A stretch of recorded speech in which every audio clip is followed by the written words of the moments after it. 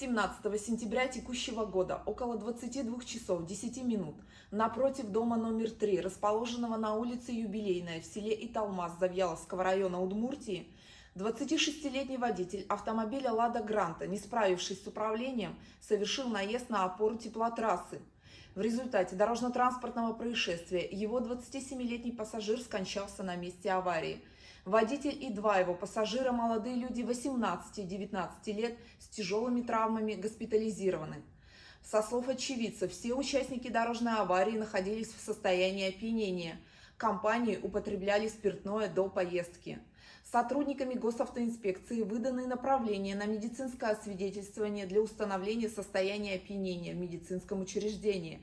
По факту происшествия проводится расследование. Уважаемые граждане, управление транспортным средством водителем, находящимся в состоянии опьянения, является одним из видов правонарушений, представляющих угрозу для безопасности дорожного движения всех участников.